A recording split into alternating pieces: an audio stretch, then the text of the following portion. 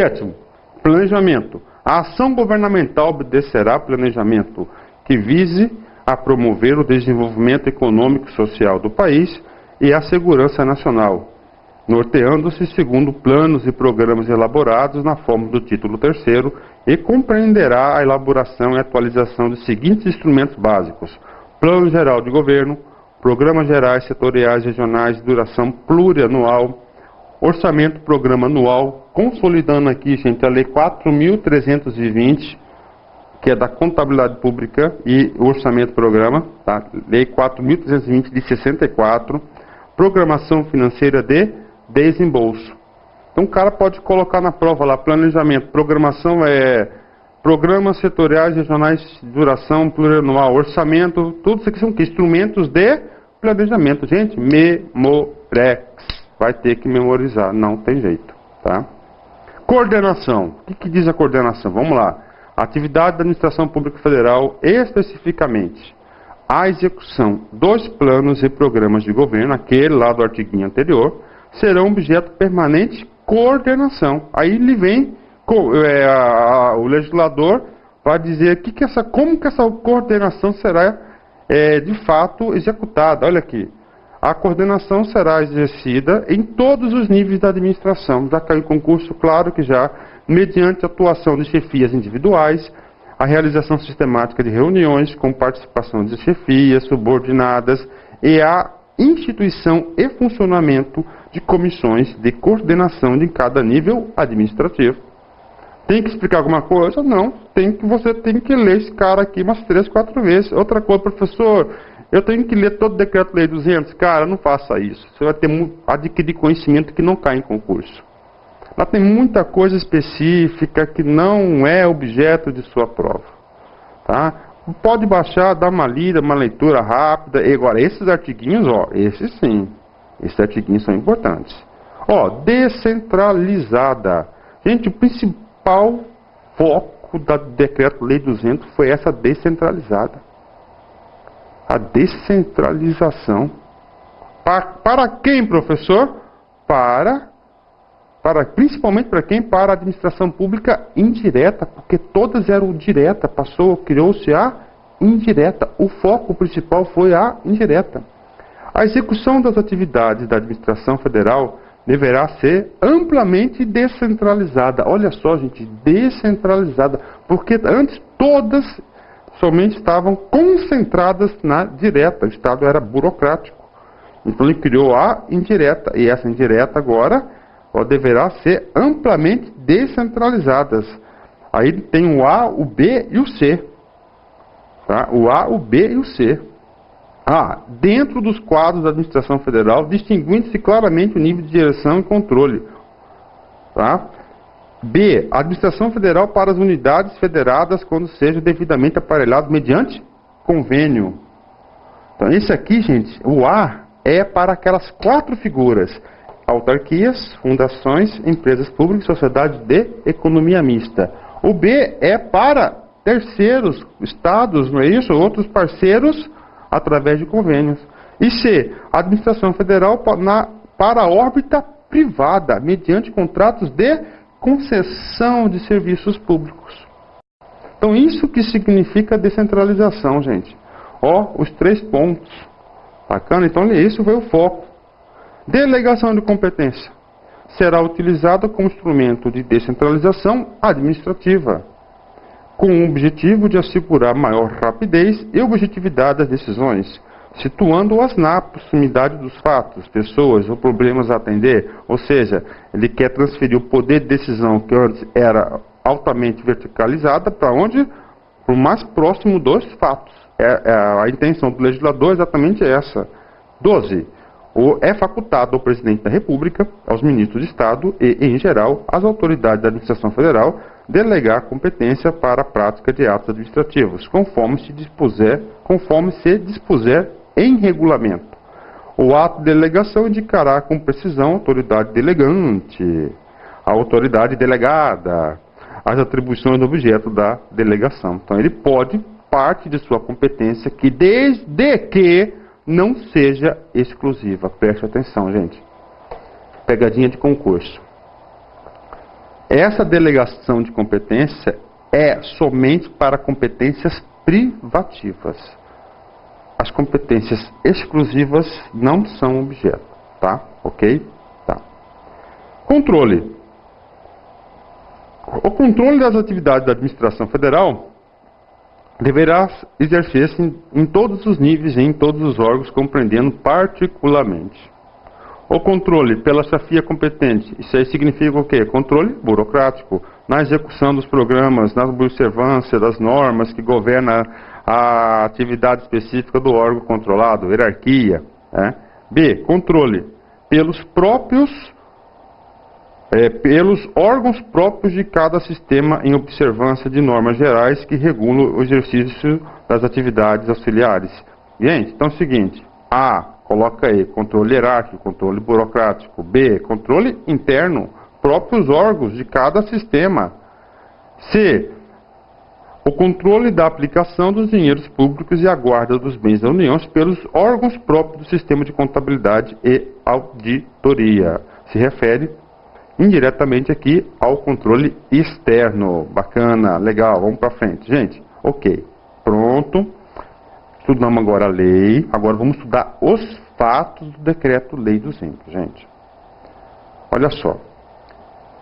Quais foram as empresas que foram criadas no Decreto-Lei 200, gente? As principais empresas. Setor energético, setor de telecomunicações. Não é isso? Siderurgia de minérios também. Várias empresas, gente. Falo para vocês, é um baita negócio um negócio desse? Claro que é. Então criaram essas empresas. Administração indireta. Gente, vocês já ouviram falar um tal do milagre econômico? Hã? Já o Brasil teve o quê? Um alto índice de crescimento econômico em determinado período, início da década de 70. As empresas tinham acabado de serem constituídas. Gente, quando há o crescimento da economia, as empresas bombam. Então, no começo, essas empresas começaram a bombar, dar o que? Lucro! Deu certo, deu certo! Então, as empresas começaram a se tornar o centro de poder. Tá? O centro de poder. Vamos mais aqui. Olha que coisa legal. O aspecto mais marcante da reforma desenvolvimentista, porque o governo militar todinho foi desenvolvimentista, de 67, Blakezinho para vocês, depois eu leio de novo. 3 grandes momentos do desenvolvimentismo no Brasil: Getúlio Vargas, Juscelino Kubitschek e regime militar. O aspecto mais marcante da reforma desenvolvimentista de 67 foi a desconcentração para a administração indireta. Aí deu uma pisada na bola, né, gente? Tá, ó, entre aspas, fontes, nosso grande mestre, Bessa Pereira, né, pisada na bola, né? Mas tudo bem, quem sou eu, né? Grande mestre não erra, não falha, é equívoco, tá perdoado, tá? Professor, por que você apontou para desconcentração? Porque a palavra mais apropriada seria o quê? Descentralização. Criação de novas personalidades jurídicas. A desconcentração é interna, é uma subdivisão interna. Não há criação de novas personalidades jurídicas. Mas tudo bem.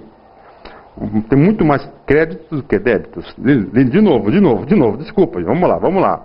O aspecto mais marcante da reforma desenvolvimentista de 67 foi a desconcentração para a administração indireta, particularmente para as fundações de direito privado criadas pelo Estado, as empresas públicas e as empresas de economia mista, além das autarquias que já existiam desde 36.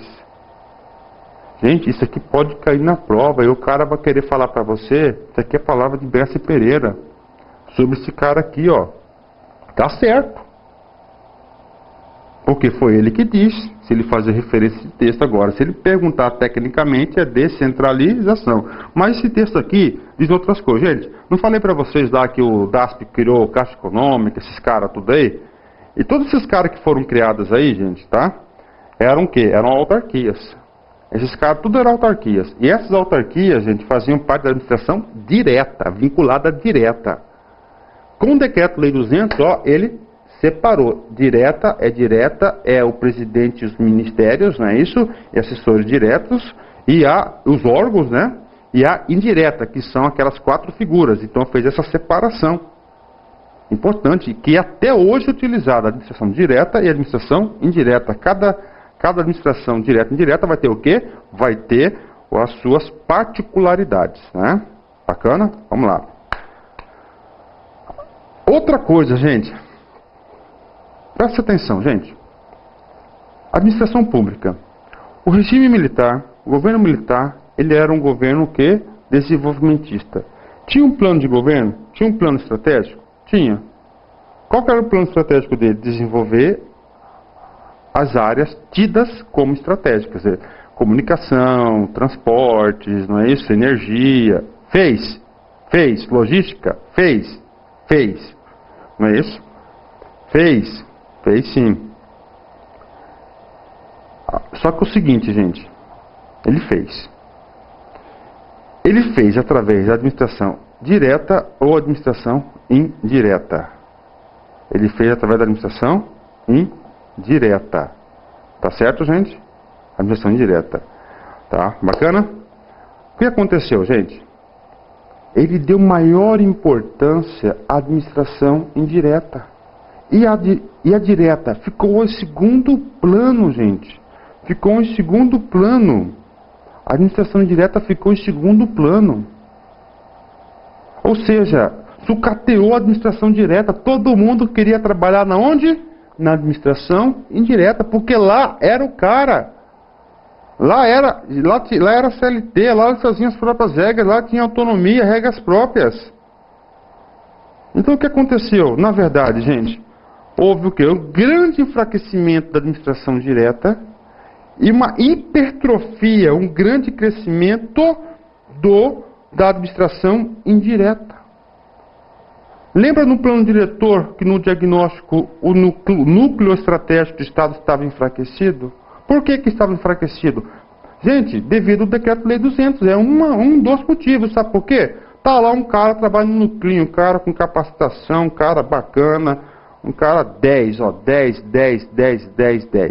Meu, esse cara ganha 5 pau por mês, 5 mil, 5K, como diz no fórum, né?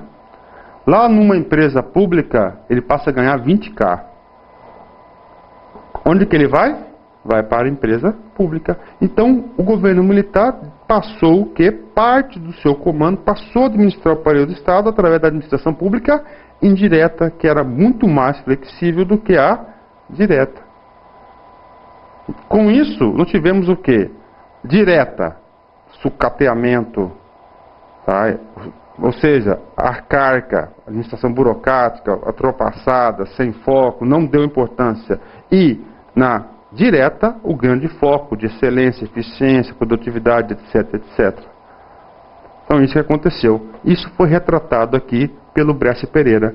As reformas operadas pelo Decreto-Lei 200 não desencadearam mudança no âmbito da administração burocrática central. Central é o que? Direta. Permitindo a coexistência de núcleos de eficiência e competência na administração indireta. Então, indireta eram os caras. Ninguém queria trabalhar para o governo, queria trabalhar para as empresas primeiro. Opa, né? CLT, fundo de garantia. E formas arcaicas. Essas formas arcaicas de ineficiências está na onde, gente? Na administração direta. Ineficiente no plano da administração direta ou central. Lembra na aula do plano diretor, gente, que eu falei para vocês? Me informem. Uma política pública bem-sucedida, política pública social bem-sucedida antes de 95, fora a erradicação da poliomielite, que foi bem-sucedida. Gente, pouquíssimas e pouco impacto. Por quê? Porque o poder de pensamento de concentração da direta foi enfraquecido. O Decreto-Lei 200 transferiu para quem? Para as indiretas. Então, o que acontece? Olha aqui, o núcleo burocrático, que é o núcleo estratégico do Estado, né, foi, na verdade, enfraquecido indevidamente através de uma estratégia oportunista do regime militar, vírgula, ou seja, ele passando o poder para a administração pública indireta, ele conseguiria manter o quê? O comando do controle do seu regime. Gente, aqui eu não estou defendendo tese, aqui estou explicando para concursos, bacana? E isso que a prova vai cobrar de vocês. Que não se desenvolveu carreiras de administração pública, de administradores públicos de alto nível. Por quê? Porque o foco era indireta, não era direta. Ao invés de contratar os escalões superiores da administração através das empresas estatais. Por exemplo, o nuclinho lá, o presidente, eu quero fazer uma coisa de nuclear. O que ele fazia? Não era administração direta, ele chamava uma indireta.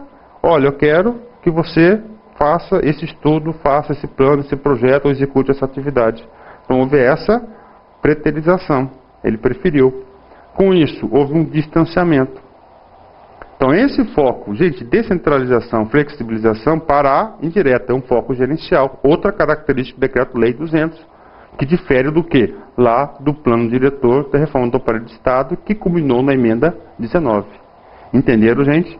Olha como é gostoso estudar administração pública, né? Vocês que estão estudando, gente, na primeira, segunda, terceira, quarta, quinta aula, todas em seguida, gente, agora você está num altíssimo nível de conhecimento. Olha, eu coloquei em vermelho, gente, porque todas as bancas, ESAF, CESP, Fundação Carlos Chagas, FCC, todas elas, gente, é Ctrl+C, vamos usar, esse cara aqui é referência, tá? E vai cair na prova, tá? Vamos ver se vocês entenderam. A reforma iniciada pelo Decreto-Lei 200 foi uma tentativa de superação da rigidez burocrática.